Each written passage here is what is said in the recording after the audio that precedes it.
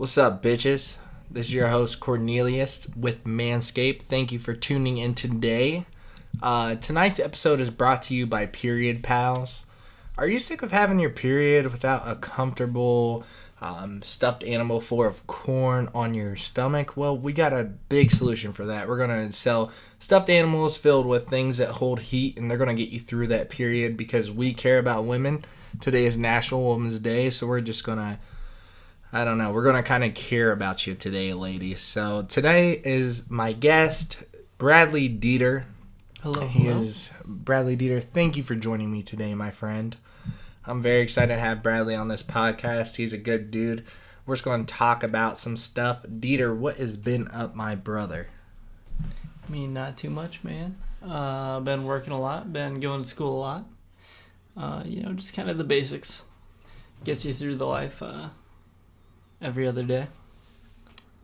I got you. Yep. What have you been... You've been working, I feel. I've been working a lot. lot. What are you doing these days? Well, as of recent, I've been developing a couple projects for I'd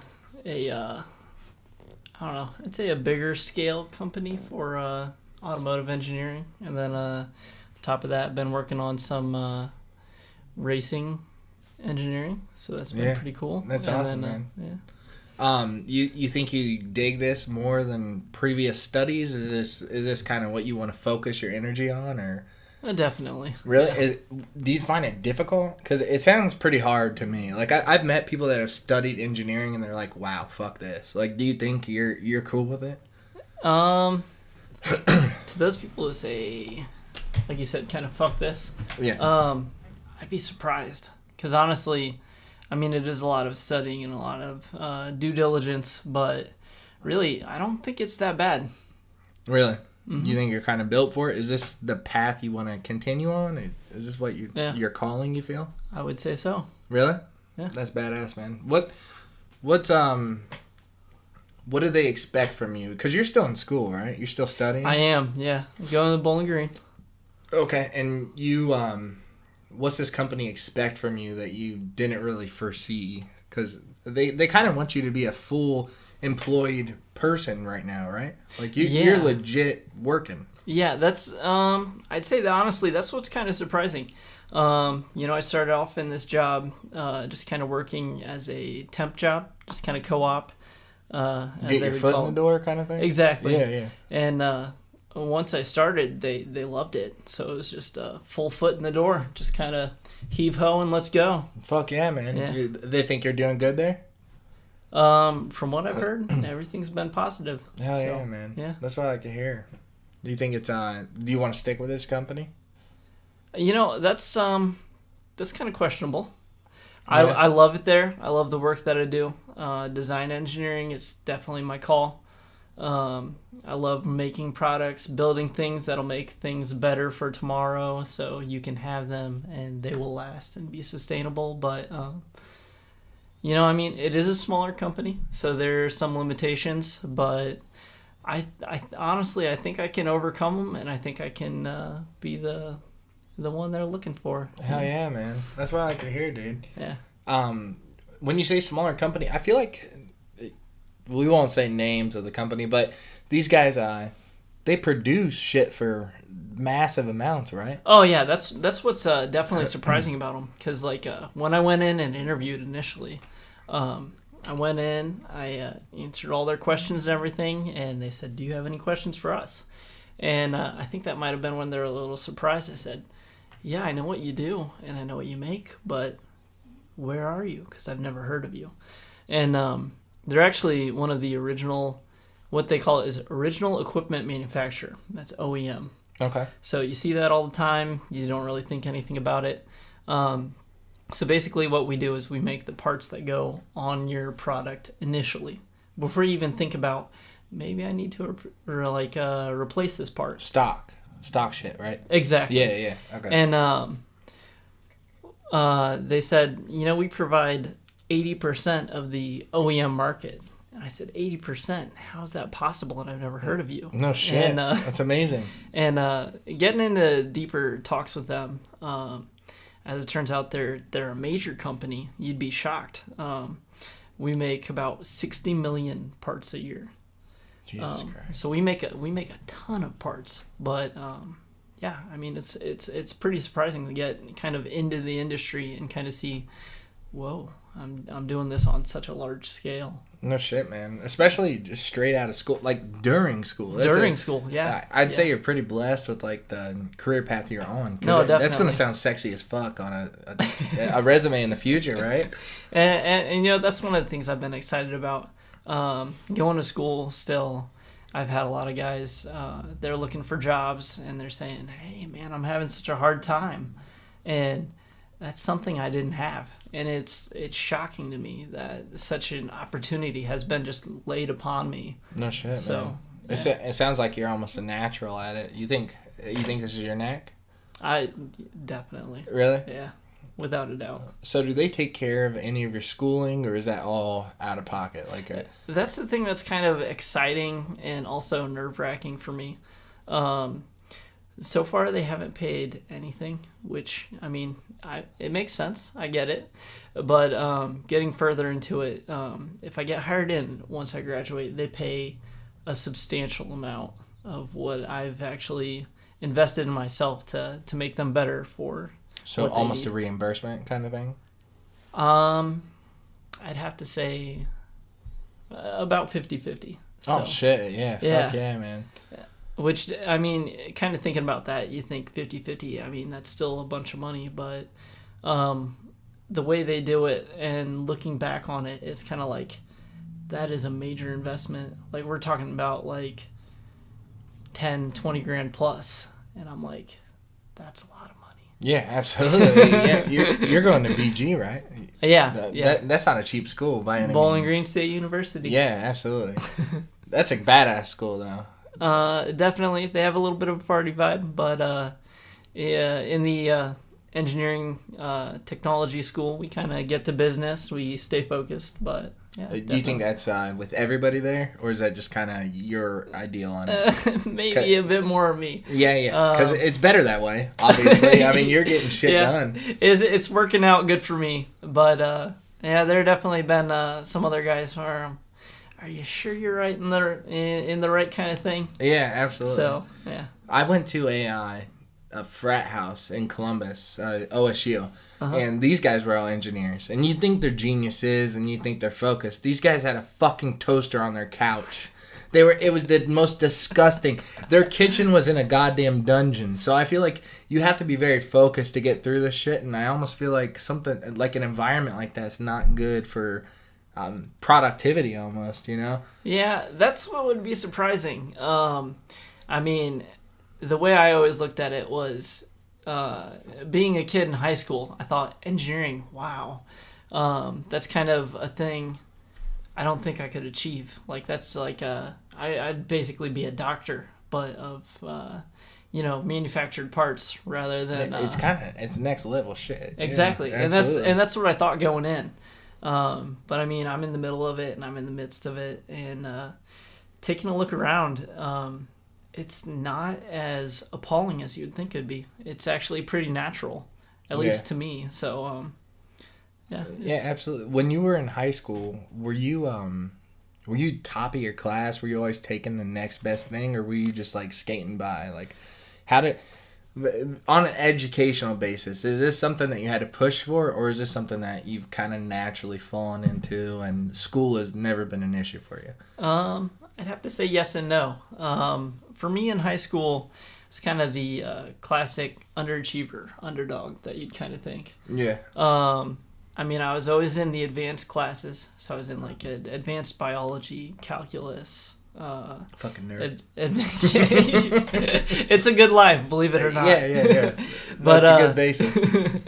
Yeah, working on it. I never really thought engineering was my thing. I thought it was too far above me, and so even in high school, I mean, like I said, kind of underdog kind of situation. I didn't really think too much of myself. I knew I wanted to go out and be big and do big, but no, I never really thought too much of it. That's awesome, man. It's something that upsets me about like the I don't know, the agenda of high school students. They give you these things, and if you're not good at X, you're bad in school, you know? If you're not good at pre-calculus, if you're not good at algebra, well, Yeah. it's almost disgusting because I think it was Albert Einstein that said this, but if you judge a fish on its ability to climb a tree, every fish will be stupid. Like, right now our school system is very flawed. So I feel like there's plenty of people that can excel, and maybe you yourself were good in a level like that, but there's plenty of people that were like off put by their intelligence level in school based on those 10 criterias. No, I can agree with that, and it's kind of interesting because you kind of think, what is my natural basis? Where is my base nature? Where do I belong? And going into that, I mean, it's just a really difficult thing to approach. I really wasn't sure where I should go. I mean, I always kind of felt kind of artsy, kind of creative. Yeah. Like I should. And it feels like you found something that you can excel with, right? Exactly. And see, the problem with that was I was always told, if you go into that, you won't be successful. You won't be making a lot of money. You won't have a good future for yourself. You won't be able to provide for your wife, for your family. Fuck those bitches, dude. Exactly. It's about number one. Yeah. Dude. So, I mean, I always kind of had my doubts, and like I said, I always kind of thought with engineering, this is kind of like a doctorate level kind of stuff. Like, I don't belong here. No one belongs here.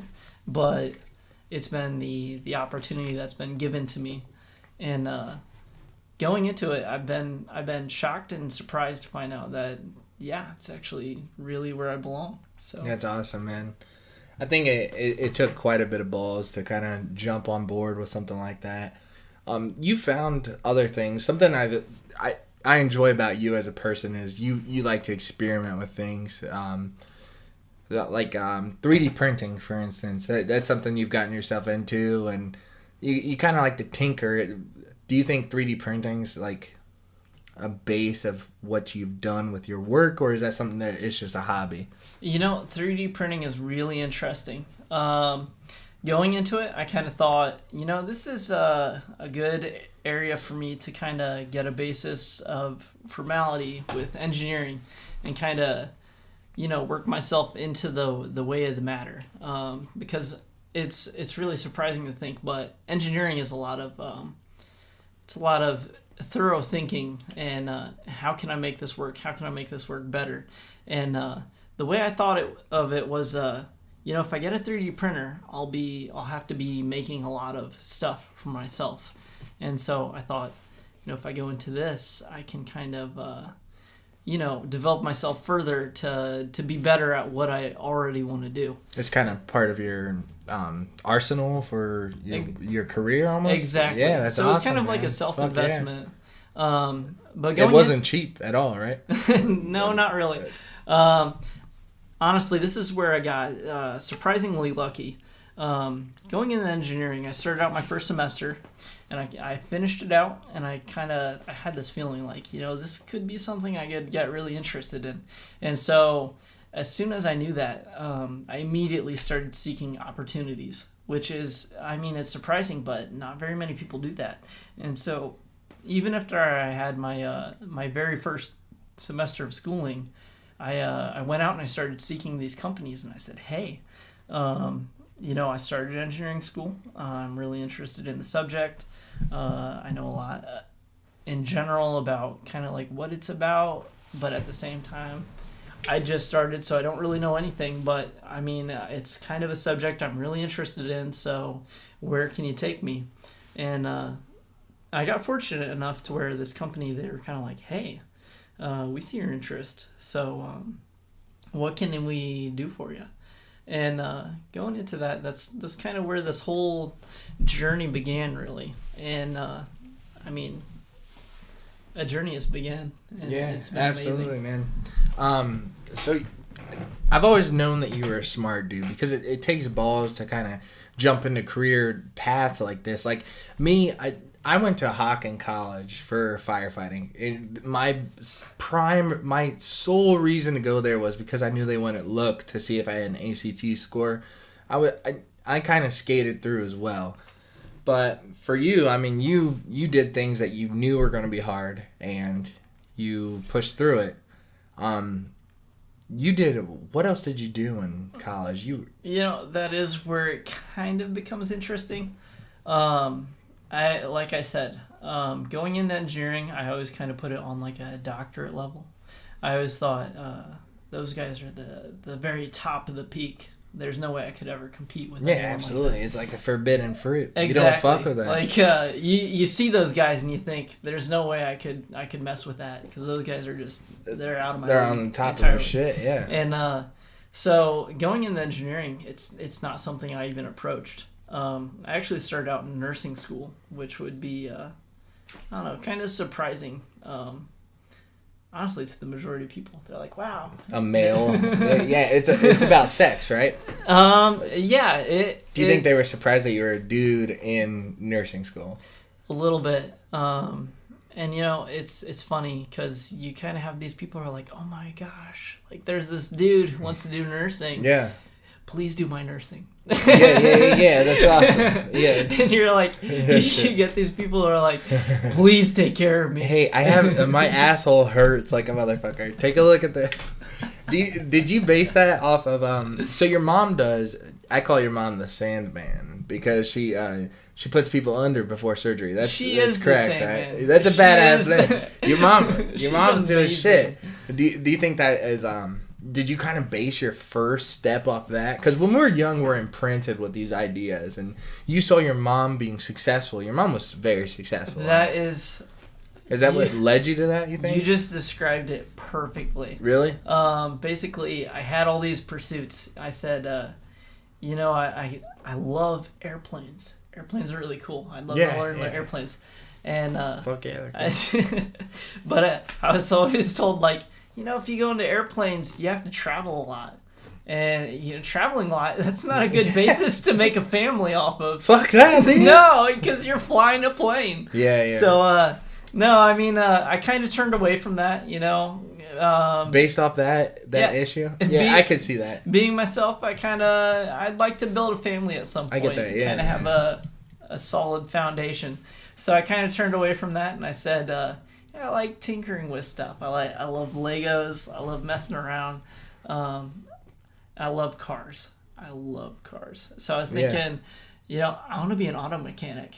Yeah. Oh shit. And immediate backlash. It was like, are you kidding? You know what you're going to do? From your peers or? The general audience. Yeah, it's kind of like, America. You know what you're going to do working on cars? You're going to change people's oil filters, and that's going to be your life basis. That's an honest living, dude. It's so honest, but yeah, I mean, I was kind of told, like, you're not going to make any money in that. You're not going to impress anyone. So I kind of backed away from that, and then leading into the early teens, it was kind of a lot of confusion. Like, I kind of like doing this, and I kind of like doing that, but both of those are apparently really bad, so don't do that. Bad choices. Yeah, so, I didn't really know what I wanted to do. But like you said, my mom, she's a gorgeous, very beautiful, successsucul woman. I didn't say the gorgeous shit, but I'd like to take a peek. My Deeter. But, I mean, she's definitely done well for herself, and kind of seeing nursing, and she's actually a nurse anesthetist. Doing what she's doing, I kind of saw, she's making a lot of money, and she can do whatever she wants. So I kind of thought, maybe if I can get just a piece of that lifestyle, it'd be wonderful, dude. Well, not only that, but maybe I can pursue something that I actually want. Like maybe I can build cars for a living, and I'll love it. Just because I can do it in my free time. Yeah. Because there's so much money and so much, like I said, so much free time associated with the kind of work that she's doing. That's awesome, man. What did she ever tell you what made her get into that route, or did she just kind of fall ass into it? Because I feel like that is that like a hard career? Because what do you do, just to administer drugs to somebody before they they undergo surgery, but how do they make so much money? That's amazing to me. I mean, it's really surprising. Talking with her even about a month ago or so, we were talking about career goals and motivation and where we want to go in life. And I said, I really love my job and I love what I'm doing. And I'd love to just take it further, take it to the next level, see what I'm doing. And she said, yeah, I can understand that. I can see where you're coming from and what you're doing. And I mean, kind of in the moment, which is definitely the bad time to say something. Yeah. But I said, kind of seeing what you're doing. I don't know if you love your job, if you love what you're doing. And that was surprising to me because even though she's making so much money and she's got so much time off, she said, you shocked me. Because I'm surprised. I don't love what I'm doing. Your mom said that? Yeah. Yeah, really. She said, I'm doing it, but it's only to support my family and make for a better future for them. She's supporting pieces of shit like you, dude. Yeah. Exactly. You're the downfall, dude. I'm the little stinky turd that she's like, I want to fund that. You're her biggest mistake, Deeter. You realize that? So, I mean, it was definitely surprising to hear from my mom. This woman who's accomplished so much in her life that she's not doing what she likes even. I mean, she loves what she's doing. She loves what opportunities it makes for her and the ability to provide for others. I mean, she's a super generous woman, but I was surprised. And she kind of looked at me and she said, I really like where you're going because I can see that you love it. Like you belong there. Yeah, and that's awesome. And yeah. Coming from a parental standpoint, can you imagine how excited she is to see you like pursuing something like that? It's awesome, man. Yeah. And I mean, it's a little bit shocking. Like, I've never really thought myself, like I said, I've never thought myself to be much of an engineer. Thought it was above me, but working into it, I mean, it's kind of my natural groove, and working through it, I mean, there have just been so many opportunities, and every single one, I mean, I've taken advantage of, but like in a good way. Yeah, yeah, man, that's awesome. And dude. So, like, I mean, it's been a very surprising blessing in disguise. Absolutely. Dude, I come from women that they knew they were going to hate their shit. Like, your mom, she got to this point where she's like, oh, I hate this shit. No, my women in my life, they're like, oh, we're going to fucking hate this shit. So that's awesome that she even got to approach something that she's like, oh, I might not hate this shit. I fucking hate this shit. That's the thing that's maybe most surprising. And, I mean... Because it's not globally renowned as a shitty career. No, right? You see people doing it, and you're like, wow, they're crazy intelligent. I love them. They're brilliant. Yeah, I respect them for what they're doing. But yeah, it's kind of crazy. Don't you think it's a weird system we got going on, man? When I was younger, like when you get to high school, you're like, oh, this is me learning to exist on this planet. Like, that's what it is. When you're a freshman, you're like, holy shit, I'm a person now. Because growing up, elementary to middle school, you're still a child. But once you hit high school, you're starting to become an adult almost. Those are your stepping stones. And by the time you hit 12th grade, it's almost like they kick you in your ass and they're like, go figure it out. Like, it was such a weird system. And a lot of people don't know where they're going. And that was exactly the case with me. Really? Yeah. I had, like I said, I had a couple pursuits, but I was always told, no, that's a bad idea. So I kind of turned away from it. But yeah, no, high school, it's a wild experience. I mean, definitely going into it. I mean, like when I was like 15, 16, just started driving, just got my first job. I was a terrible person.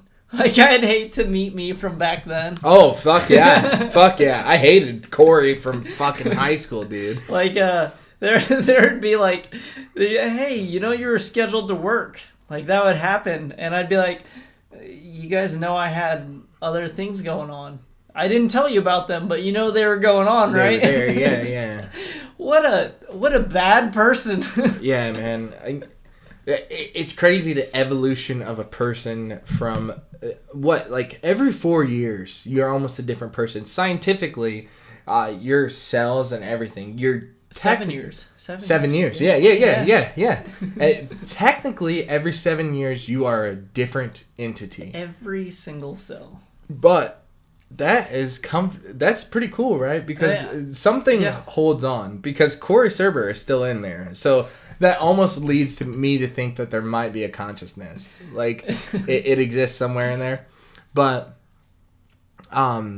every few years you change who you are, and it's crazy to think that you have to make a decision at such an early age. So I think it's really cool for people that think, ooh, I'm going to try something ballsy to get out of their level. When I was in high school and everybody's like, ooh, I want to do this, I want to do accounting, I was like, that would literally kill me. If I follow what these people want to do, it will kill me. I want to do something creative. I want to do something that's going to make me feel whole, and it's terrifying because we have this currency in place to keep us in check, No, I agree entirely. It's fucking horrifying. And that's kind of the funny thing, because they always say, do what you love and you'll never work a day of your life. Shit, and then, yeah. You look at those people who chose accounting. Exactly. And you're like, yeah. Well, where'd you come from? That's the best thing in your life. Do what you love, and you're going to be drawing pictures on a pier in fucking Colorado, starving your dick off.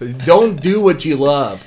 Do what you love if it's gonna make you money. Like it's so complicated. Yeah, and I agree entirely, and that's the point that's kind of surprising for me. Being in engineering, like you said, kind of drawing things or whatever. That's exactly what I do. Really, it's surprising, really. But working as a design engineer. The majority of my job includes drawing and actually sculpting items. Yes, dude, that'd be so sweet. When you create something from scratch, do you get this feeling inside of you like, holy shit, I just made something? That feeling is noticeably reduced when I'm actually working in the workplace. Mostly because at my job, it's specifically outlined. Like we needed to perform in this way, we need it to function in this way, this is the way we need you to build it in order for it to work. So I mean, kind of that creative freedom is a little bit reduced and eliminated. Yeah. But working in my free time, which is something I found a lot of fun and creativity in doing, is kind of building things for yourself. Like one of the more easier items I've made, but still pretty exciting to me, was I actually made a holster per se to hold my controllers for my PlayStation. Yeah. To where was it pretty sweet? It was pretty sweet. See, 3D printed or 3D printed from a sculpting like application. Exactly. That's fucking sweet. Designed and printed, my very own. And the way it worked was like it kind of was like a slip that you fit into a drawer, and then your controller just fit perfectly inside of it. And so it was like, you don't have to worry about your controller because it's right beside you, dummy. Constantly. But where do you think this 3D printing shit fits into our society? Like, right now, I know they talk about 3D printed foods. If you want to have a 3D printed hamburger right now, it's costing you $10,000. I'm not making that up. That's like a actual logistic. Like, do you think this is practical, or do you think this is a fad? No, I believe it's definitely practical. Just based on what you've done, you don't fuck with it. You do legit shit. I do. Yeah. And see, that's the thing where you kind of look at, is this a legitimate idea, or is this is this practical, and can I apply this, or is this no, I should definitely not approach this. And like you said, hamburgers and whatnot, like I mean, at the current time being, that's kind of like a really crazy thing to approach. But as far as I'm concerned and everything, and 3D printing, it's a cheaper alternative to manufacturing a feasible and testable design. And see, with me, that's led into actually working in my job. We build and we make filters. That's what we do. Mm-hmm. So we make them for like your gas tank. For basically any vehicle, right? Yeah, exactly. Your air cabin, basically anything that you would imagine would need filtered on a car. Like that's what we make. And working through it, kind of going into my degree, I decided, I really want to get into this. And so right out the gate, I decided I'm going to buy a 3D printer because that'll give me an excuse to... Did you pay cash for this, Deeter? It was about 50-50. Parents and you? It was. Yeah, exactly. Dope. See, the way it worked was I got my first job in engineering. And go ahead and tell everybody the cost on this thing. When I was looking at 3D printers, I'm like, oh, $600, dude, that's a little too expensive. Yeah, I know. What was your model cost?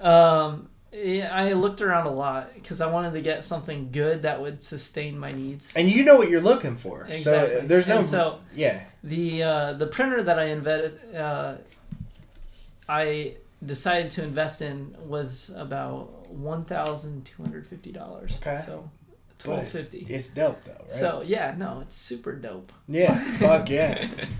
But yeah, and I mean, getting into it, I had these goals for the summer. I was working this job in engineering, which was shocking to me because I'm at this point I'm an idiot. I know nothing, and fucking square one shit, right? Exactly. Yeah. Like I had finished my first semester. You're a baby. I was a baby. Yeah. And going into it, I had these goals. I said, I'm going to pay for my schooling throughout the summer because you have to pay for your job. Makes no sense. Yeah. But it sucks. You got to pay for your job. Just earlier in the year, I had dropped and I broke my computer, so I had to buy a new computer. Surface Pro, bitch. That's where we stopped. But so I wanted to pay for my class. I was taking a calculus class throughout the summer.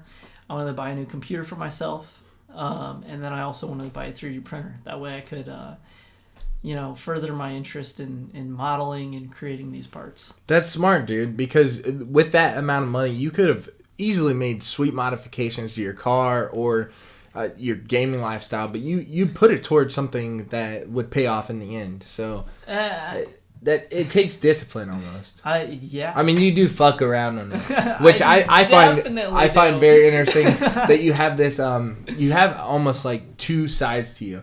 You got this work environment, and then when you come home, you can fuck around and make a Borderlands mask, which was bad as fuck. Super dope, but no. Basically, my motto, and it's you can see it written everywhere, is work hard, play hard. Absolutely. That is exactly what I do. Yeah, absolutely. Give me some ideas. What have you created with this 3D printing? What have I created? Because so I just want to let you guys know, when Manscape catches on, Deeter is going to be my podcast studio art director. We're currently working on a Frankenstein statue for the podcast studio. We are. It looks bad as fuck. And Deeter is the dude that I am comfortable laying this artistic creation into.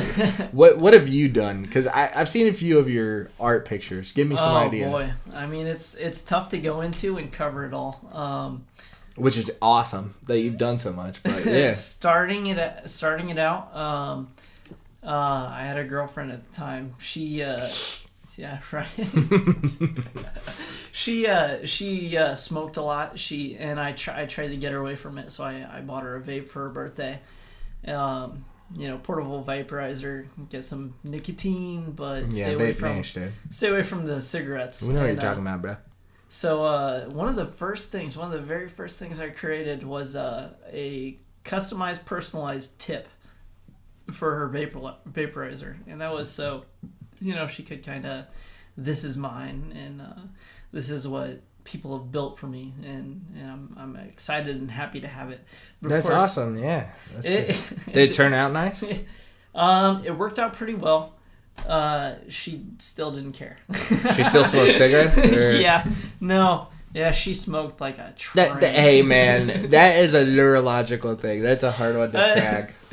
I can't say I would know or I can relate, but don't ever stay away from those, buddy. So, I mean, yeah, definitely. But yeah, one of the first things I created was a tip for a nicotine vaporizer, and I mean, working from there, kind of worked into the PlayStation controller. I ended up working on developing there's actually a hard drive cover for the PlayStation. I don't know if you're familiar with that. That was one of the other things. I ended up developing a plug for the... When you say develop, you actually built from the ground up? Or? Oh, yeah. This was like... I mean, it was kind of funny. Like, going into this, I had no idea what I was approaching, but, like, I bought calipers. But, I mean, some people... Like, those are basically super advanced rulers. Yeah. Like, I bought all this nerdy stuff. Like, I can make use of this. No shit. Did you make use? I did. Really? And I still use it every day. But, like, taking measurements and recording exactly, this is the area I need to fill. This is its volume. This is how I can make it. This is how I can print it. This is how I can make it better. Like, that's kind of my basis of approach. Honestly, one of the more exciting projects for me over last summer, I rebuilt and I converted my motorcycle. I had a 1999 Kawasaki Vulcan. It was a touring model, which means it included a seat for a passenger and plenty of storage space. That way you could hold your snacks. Pretty close to a Fat Boy, or like far away from a crotch rocket? Not a crotch rocket by any means. This is kind of the bike you'd like if you wanted to travel Route 68. Okay. This is the bike you would want to ride on. Yeah. Like Good starter bike. Intermediate, honestly. Okay. A little bit higher up than what I would say a starter bike, but not quite on the level of like what I would call a touring model. Okay. Which is, I mean, a touring model is basically you want to travel a country on your motorcycle. That's what you buy. I bought in between the two. So it's kind of like I can comfortably ride this thing for many, many miles, but at the same time, I probably would not want to travel state to state in it. Okay. So, I mean, but like I was saying, one of the more exciting projects for that I developed with 3D printing and engineering was over last summer, I wanted to convert it from more of a touring model to more of a sport bike kind of thing. And so... I ended up stripping it down, tearing off all the components on the back end of it, removing the turn signals, the brake light, the license plate, basically everything you need to actually operate a motorcycle on the street safely. And I ended up developing my own models and printing them to where this bike was converted from a touring model to a sport bike. So everything was stripped down and really lean and lightweight. That way you could just go as fast as possible and look ridiculous in the process. Yeah, that's awesome, man. How did you go about that? Did you use like sculpting models, or you didn't base that off anybody else's shit? You started that from scratch? No, yeah, like you said, entirely. I started out, I tore everything down. I saw the basis that I had, and I started taking measurements. Like, how big does this thing need to be, and how can I make this? It's funny because you think engineering is more of a science. Yeah. But we call those people scientists. No shit. We're engineers. No so shit. We kind of operate on a basis of more trial and error. Winging it kind of thing. A little bit. Yeah. And so I looked into it. I invested the due diligence as I would expect is due on my behalf. I took plenty of measurements and recorded everything that I needed. And working into that, I ended up, I think it took me 4 or 5 different models before I ended up finding something that worked. So, really? Yeah. Is that an expensive venture, or I mean, how much is 3D printing right now? Is it going to cost you a lot to kind of take on something like this? It depends on what perspective you're coming from. I'm coming from a fucking poor, chubby white guy, dude. You're looking at the perspective, brother. Coming from the poor, chubby white dude perspective, there's a pretty low entry price. 12 grand. No, not 12. Well, 1,200. 1,200. Coming from my perspective, not coming from my perspective, coming from the perspective of chubby white dude. There's a lot of free opportunities you can take advantage of. There are a lot of cheap printers that will probably provide your needs for the time being. Entering into something like that, it's probably going to cost you $400 to $500. But nothing. Just to get started. That's to get started. See where I'm coming from. You kind of went full bore. I did go full bore. Yeah, good. That's good. I didn't go full bore on the printer. My printer was, like I said, $1,250, so $1,250, and to a lot of people that sounds like a lot of money. But coming from manufacturing industry, if you want to buy a printer that can manufacture something of that sort, it's going to be around like 20 to 30 grand, even up to absolutely. Even so it's a fraction of that. Yeah, absolutely. For me, it was entering the market at basically for free. Yeah. And on top of that, in engineering, all of the software that's required to sustain what you're doing, it's really expensive.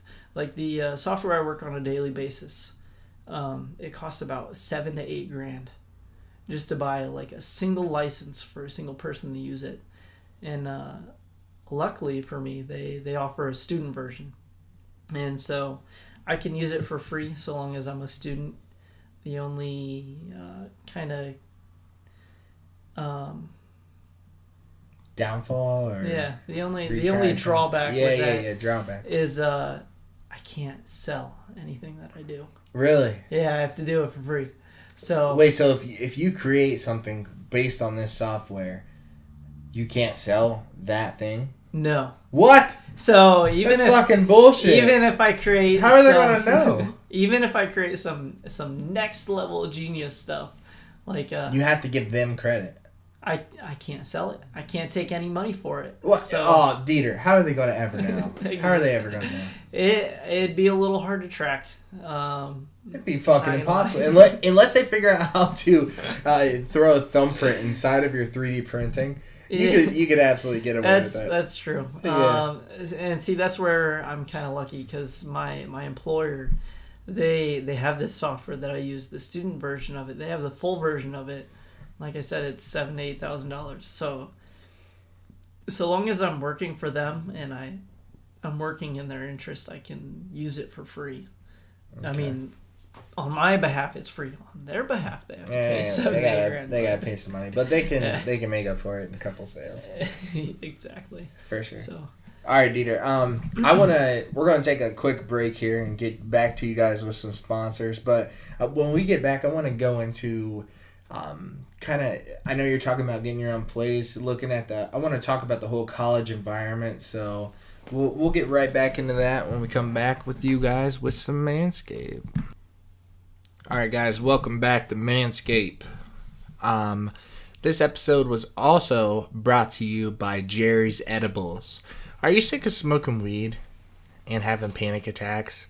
Well, Jerry does not have the solution for you. Jerry offers new pot brownies, pot cookies, all that good stuff, and he's waiting for legalities to be in check.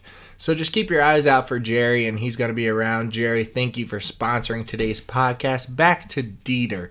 Deeter, what's up, Dow? I've been having a good time. Deeter, we're having a great time, aren't we?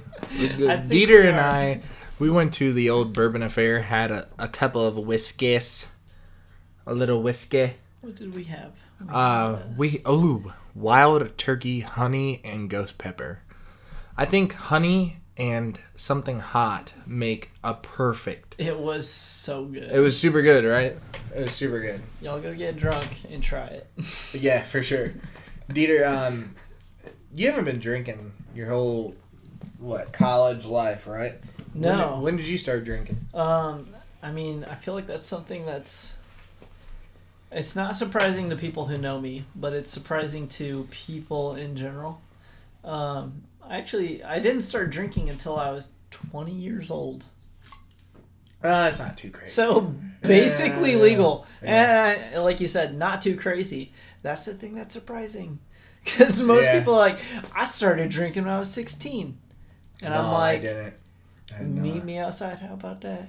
Shit, I'll start drinking when I'm 20. Yeah, man. I didn't drink until I started drinking when I was 18 years old. Me and my buddy Lucas, he brought me to his crib and he's like, "Here, let's check this shit out." And I had like, I don't know, 16 beers, a shot of Everclear, and I'm like, this shit isn't working. And then boom, I'm pissing on his floor, like boom, out of nowhere, just everywhere. Yeah. Has your beer taste gotten acquired at all? Have you gotten any like new styles you've gotten into? I'd have to say you said you like Fatheads, which is kind of acquired. I'm pretty impressed by that.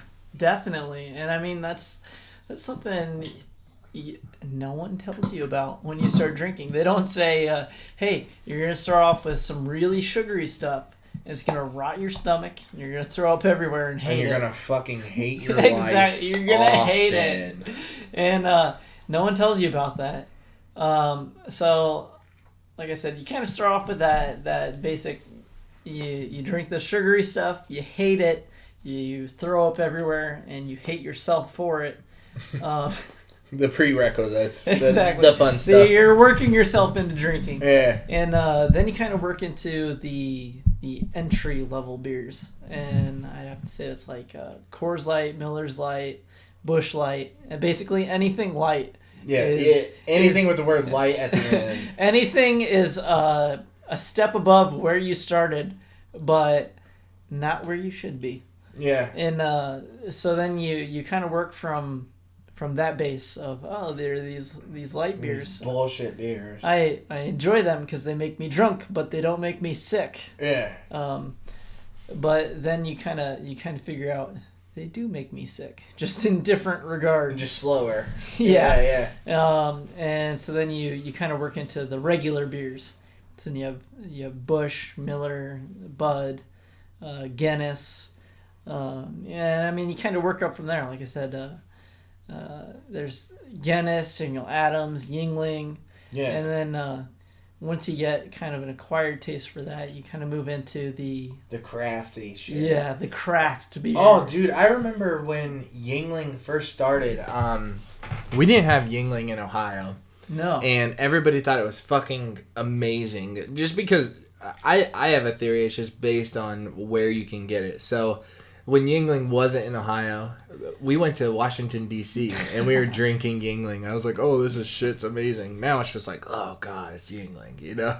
Oh, it's not amazing. There's that one time we went out, and I remember if it was you or if it was Chad Kelly. Oh, Chadley. One of the two of us. My sweet or one of the two of you. You bought us Yingling, and it was my second time ever having Yingling. And this is after I'd been drinking for a while, and it was still trash. It was so bad. Well, me and Chad had some good times. We went to Nicky's. You remember that shithole? Remember, it's like where we went? It's like a high school locker room. Have you ever wanted to drink in a high school locker room? Go to smoke. Nicky's. Smoke in a high school locker room. You want to smoke legally or illegally? They're like, just give us $1 and you can illegally smoke in here. If we get Did you caught, even have to give them $1? No, I didn't think so. That's like their thing. Basically, if you enjoy living in a hole in the ground, Nicky's is the place. Yeah, for sure, for sure. I think I'm very happy because if you want to get drunk now, you don't. I mean, you and I are sipping on some like light beers right now just because we're podcasting, we're having a good time. Oh, yeah. But if you're trying to get drunk, dude, four 4 craft beers, I'll get you there. Instead of 20 fucking pieces of shit beers. Get yourself some craft beer. Get yourself some whiskey. I mean, treat yourself right. Like you deserve. Yeah. For sure, man. I don't know. When I first started drinking, I was like wanting to get to the bottom of the case. Now it's just chill. Like, I want a beer here and there. It's not going crazy. No, I can agree with that. I did used to drink Milwaukee's Best, which is like 6%, and I would drink 6 of them. Like, oh shit. See, that's trying to kill myself. That's where the blessing for me has been. I don't know about all of you listening in, but I'm kind of a smaller guy, so I've always been a lightweight. So I mean, get like 2 or 3 beer in me, and you've got like this just ridiculous character. What's he gonna do next? Yeah. That's why we started with whiskey and beer today. Yeah, it was a necessity. You and I balance each other out pretty well. I'm a hefty gentleman. And it was so good. Yeah, we had a good time. I don't know, man. What do you think about, like, trying... Would you ever try a hard drug? A hard drug? Yeah, man. I mean... I know you didn't do the whole college scene, did you? No, I didn't. And I mean... Do you regret that at all? Not really. I feel like... We'll get to the trying drug thing later. Give me about your college scene. I feel like, looking back, that's a kind of phase in life where everybody's like, damn, I really messed up. Oh, yeah. So... Oh, yeah. I don't regret it, though. I loved that I fucked up so many times. So, for me to avoid those kind of mess-ups... It's been good for me, and I think it's been beneficial. Yeah. Did you ever go to, like, parties and play the whole beer pong and flip cup thing, or did you just totally bypass that? I've been to some crazy parties, and I've hosted some crazy parties. But probably the most unique party experience I've had is actually shortly after high school. A friend of mine, she was hosting a party, and she was still a high school student, and so I got off work, because I'm a responsible kind of person. Yeah, you went to work. Exactly. So I got off work and I went to this party, and I was feeling pretty tired. I just got off work, so I had a Mountain Dew with me. Not that I don't drink Mountain Dew anymore, but it's better that way. It is better that way. But I started drinking this Mountain Dew, and everybody's kind of around me. They're drunk. They're high school kids. They're just fresh into college, and they're having a good time. And rumors start going about, and they're like, "Hey, the sheriff just showed up." The sheriff just showed up. No, my dad. He's a police sergeant. Oh, okay. But they're like, the sheriff just showed up, and no one believes it. So everybody just keeps on drinking. And then, like about a minute later, the sheriff is like, hey, y'all are drunk and underage. Oh, shit. And so they lined us all up. And, I was third in line. There were 2 people in front of me. And, he's like, I need you to write down your name, your address. I need your parents' phone number. I got to contact them. I got to let them know what you've been doing. And, you're in trouble, basically. Shit. And so, did you get busted? Here's the funny thing. Like I said, I just got off work. I had a Mountain Dew. You weren't drinking? No, I hadn't started drinking yet. And so... Yeah. No, not yet. And so he comes around to me and he goes... I need your name, your address. And I go, hey, wait up a second. What if I haven't been drinking yet? And he goes, you haven't been drinking? And I go, no, I've been drinking Mountain Dew. And I had the drink right in my hand, the 20 ounce. And he looks at it and he goes, oh, you haven't been drinking yet. I would have arrested you for having a 20 ounce of Mountain Dew, you fucking psycho. So he's like, if you haven't been drinking, you're free to go.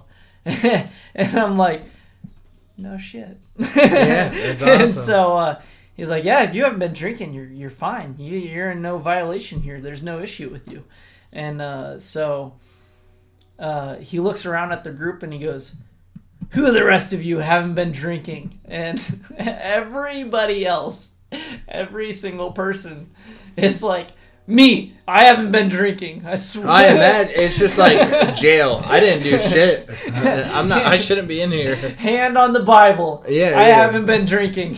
No shit. So when you get to BG, do you think you're gonna start back with a party game, or do you think like you're gonna avoid it? That's kind of a curious point for me. Growing up, my parents, they did a phenomenal job. They're amazing people. And hot. I mean, you keep going back to that, how hot your mom is. I feel like you need to show me some pics, dude. Sexy mom and dad. Good job. No shit. But, I kind of was raised with Christian principles. So, for me, kind of growing up with that kind of status, it's more about finding the one rather than doing everybody and everything in sight. Dude, you're gonna regret that when you find the one. You're like, man, I should have done everybody and everything in sight. See, I've talked with people who have done that, and they said, I really regret doing everything and everyone in sight. Those people are dumb, dude. You gotta keep your options open, brother. It's a really goofy kind of psychological and spiritual perspective to come from. It's weird for me, and it might be weird for everybody else, but like for me, the objective ever since 3rd grade, so like since I was like 8 or 9 years old, was like, I need to find my wife. I need to find. Yeah, I was like that too. Like, man. I need to find that one person that suits me perfectly. That doesn't exist, brother. You just gotta keep poking around. Poking around. Quite literally. Good for you, though. You got a good head on your shoulders. Agree to disagree. Yeah, we'll meet in the middle there, dude. A little bit of both. I feel like growing up is a little bit about having fun and a little bit about, finding who you really are and finding who can suit that fancy and tolerate all the nonsense that you are. You mean whoever does anal? If that's a requirement. Who likes your weird fetishes? Is that what you're getting at? I'm not saying that's one of mine. I don't know, Deeter. Basically. When you hop back into it, though, like you get back into this college scene, do you think you'll stay away from like marijuana just because it's illegal, or what are your bases on that? Like, what do you think about that? It's iffy, right? Yeah. It's even harder because like I said, growing up like in the church kind of aspect, and then on top of that, my dad, he's actually a police officer. It's not really been my thing. Kind of with the whole going against, I guess, legality in all senses. It's not really something that I pursue, but in the broader perspective, I have a lot of friends who consume, and I love them. They're my favorite people in the world. So to kind of judge them and base them based on a single habit of theirs, I think it's below the level of an adult. I think it's childish. So even though you don't partake, you're not a fucking asshole about it, which is good. I honestly, and it's, I don't know if it's a good thing or a bad thing, but I kind of follow this perspective of try everything once, which I can fully and honestly say I haven't done, but I don't think you can honestly, and from the perspective of a non-user, I don't think you can judge someone unless you've been in their shoes. So that's kind of where I come from in that. So if all these drugs were legal, which drugs would you fuck with, you think? Like anything God-made or synthetic, or would you stay away from it entirely? For me, I think getting into the more synthetic stuff, I think that's kind of not on a God basis, but on the basis of you've been messing around with this, so why would you pursue it further? I'd kind of stay with the natural approach. Stuff that's naturally grown, home based kind of stuff. You don't need a lab in order to pursue it. Yeah. You think you would smoke if it became legal, though? I mean... Like weed? Like marijuana do? I don't understand where you're coming from. Yeah. If you don't get it, I'm talking about weed, dude. I'd say I might dabble. Yeah. I'd maybe try it from time to time, especially if people around me were interested in it and spoke to the positives of it. But as far as, like I said, I don't really think you can judge stuff until you've tried it. So I think coming from that kind of perspective, you kind of, I mean, if you do judge it without trying it, you're kind of a dickhead. No shit. Yeah. So, but yeah, that's my basis. I totally understand people like getting their own mindset on it and stuff like that. But if you just think, like I know people in my life that think the DARE program taught me this is bad, let's stay away from it. Like, if that's your argument, then fuck you, dude. Like, if you're gonna stay away from something just because somebody taught you is poor. How does DARE go again? D, I want your dogs. A, won't have an attitude. R, I will respect myself. E, I will educate me. You don't know DARE? You don't remember DARE? I don't remember. I was a big DARE kid, dude. I went to all the pizza party. Fuck yeah, dude. I love DARE. So like every time they're like, I have a DARE party coming up. You want to come? Yeah, dude. Like you were just like winking at all the females, like, hey, DARE, you know what it's about? No shit. That's why I'm so chubby. They're like, Cory, do you want to smoke weed? I'm like, nah. They're like, do you want to eat free pizza? I was like, fuck yeah, DARE. I went to every DARE program. Dare you not to? Dare me, batch. But yeah, I mean, coming from that kind of perspective, I feel like synthetic stuff. It's like, why did you have to make it? Why did it not exist kind of naturally? No shit. So, I mean, that's my approach. But, I mean, that's about the basics on where I come from. Yeah, that's good, man. I think it's cool that shit like that exists in the wild. It almost kind of goes hand in hand with our brains might have grown to create that reaction from marijuana because we've been on the same planet for so long. But if you're creating like a synthetic thing, fuck that. I don't want to play games with that. I agree entirely and completely.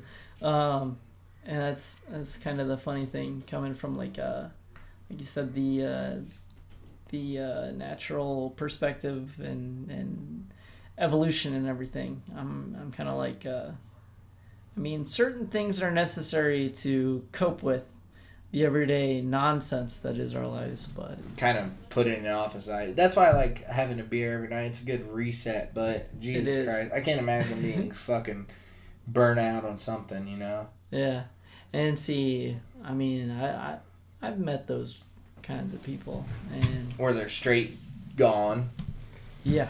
And that's not anything that I want to be around or support. I mean, try anything that you want, but I mean, try it in moderation. Control yourself. No shit, man. I think what was I gonna say here? I can hear people outside the room right here. What the fuck? We're trying to record a podcast. Hey, keep it down out there, would you? I was waiting for an aggressive attack, but it never came. No, it did not. It did not come. Deeter, what's your favorite film?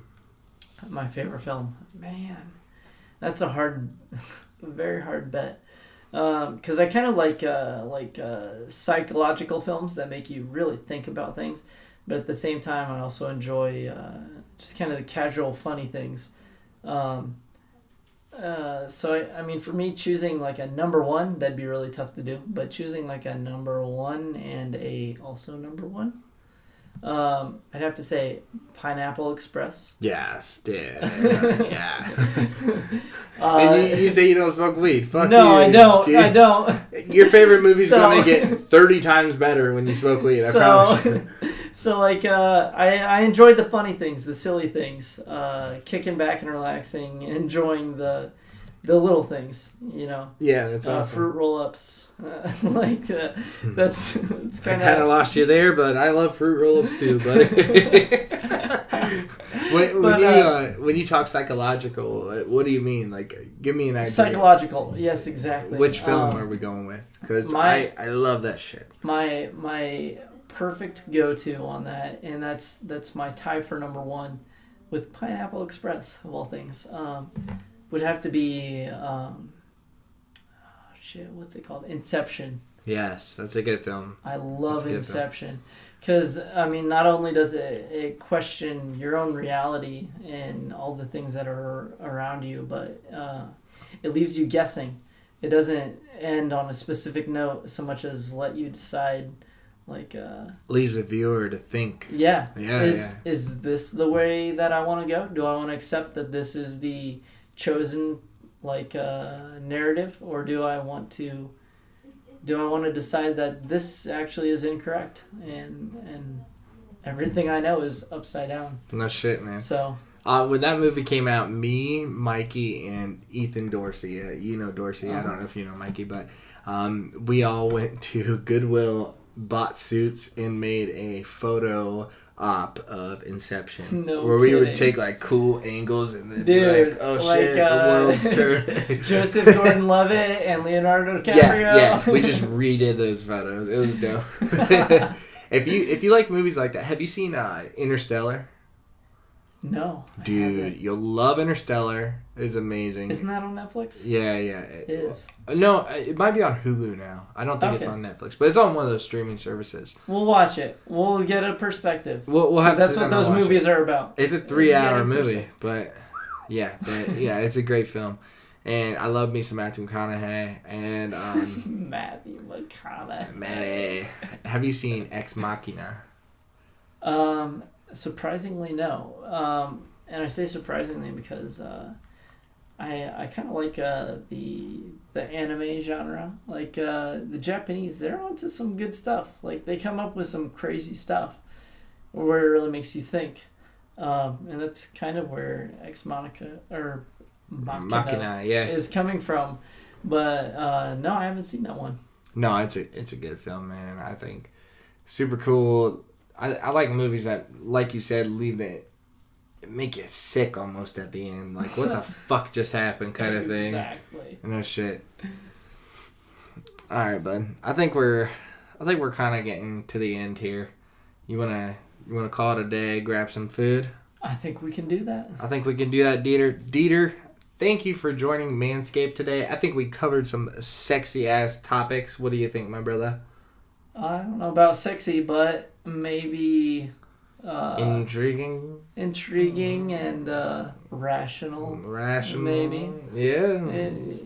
Y'all like rational subjects? Yeah, listen there. Well, Deeter, it's always a good time talking to you, bud. We're not going to end the night here. We're going to continue, but thank you to all my Manscaped listeners for tuning in today, and thank you, Deeter, for stopping out today. I really appreciate it. It's been a pleasure. Absolutely, brother. I really hope to get you back on here, and if you like this video, please subscribe, share, and just give us some love. We're going to keep doing this until we get a following, and if you have any ideas for people that would be fun on this show, please let me know. Thank you very much, guys, and you have a great night, you sexy motherfuckers. I'm just kidding. That's aggressive.